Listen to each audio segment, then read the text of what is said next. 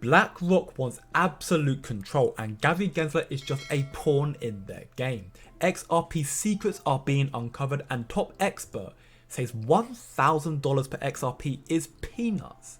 We'll be covering why a little later on, but for right now, Ryan Selkis states here that BlackRock, Wisdom Tree, Fidelity all announced to the world what we already knew, which is that Coinbase is a legitimate US financial institution and Gary Gensler is a corrupt, crony capitalist. For anyone who is a little lost, essentially, the $9 trillion asset manager BlackRock names Coinbase as SSA counterpart in updated spot Bitcoin EFT filing. So the SEC and Gary Gensler are essentially claiming Coinbase is running an illegal business, yet the largest asset manager in the world and others are disclosing their intent to do business with the so-called illegal business. This tells you all you need to know about what is really going on.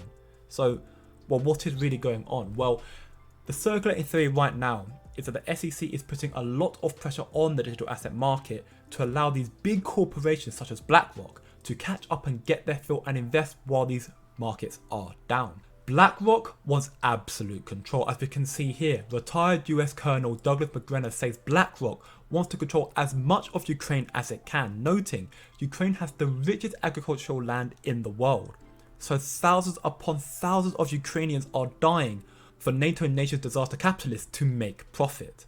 Does BlackRock want it to continue? Does BlackRock want it to keep going? Well, I think BlackRock wants to control as much of Ukraine as it can. Monsanto and a number of other firms are all in there because you're talking about some of the richest agricultural land in the world. You're about 15, 20 feet of black earth.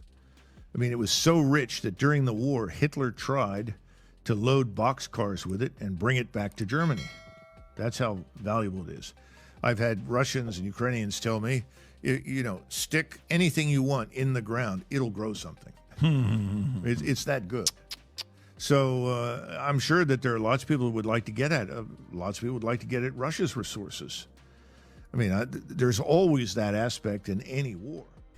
It is crazy what some people and some corporations are willing to risk and go to war for just to make some profit. BlackRock seems to want absolute control and it seems Gary Gensler is just a pawn in their game, doing their bidding or doing the bidding of the higher ups in the United States.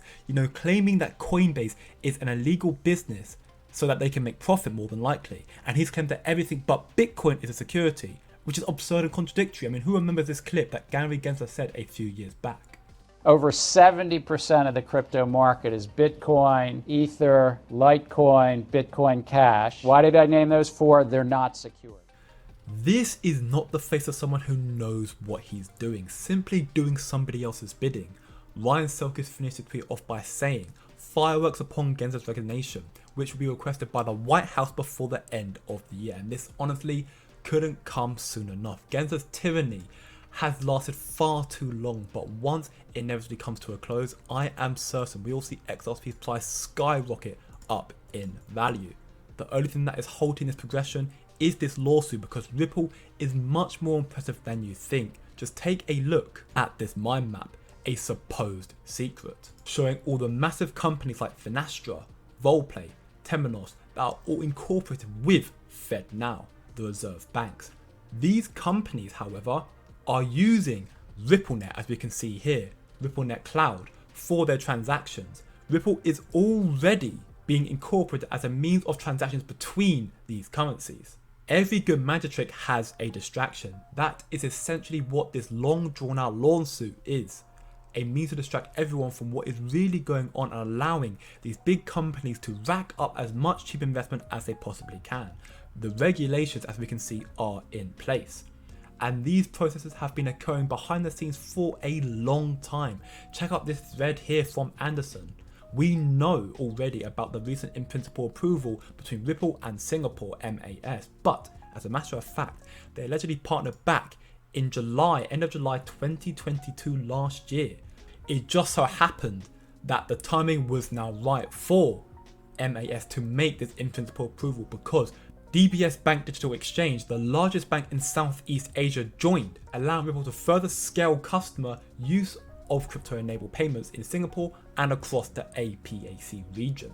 Ripple and XRP is bigger than we all know, and that is why top crypto analyst Jack the Rippler believes that $1,000 per XRP is mere peanuts. You can see from his tweet he put out earlier stating that XRP is not a share/stock, it's a utility protocol to tokenize value. Effectively, the value for the token will affect the scale of its use case and vice versa.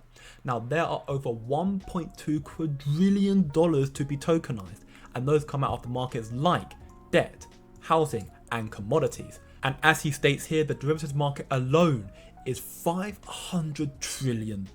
So should XRP be able to capture just 10% of that market, that is already at $50 trillion that will be added to XRP's market cap. So should XRP be able to reach the $1,000 that Jack the Ripper believes that it can reach, you would make over a 2000x with XRP, as it's currently valued at 48, almost 49 cents. Do you think that's possible? Let me know your thoughts down in the comments below. XRP isn't the only great investment opportunity though, like these two popping up on screen right now, so by all means check them out, but remember, it's just a coin. And I'll see you in the next video.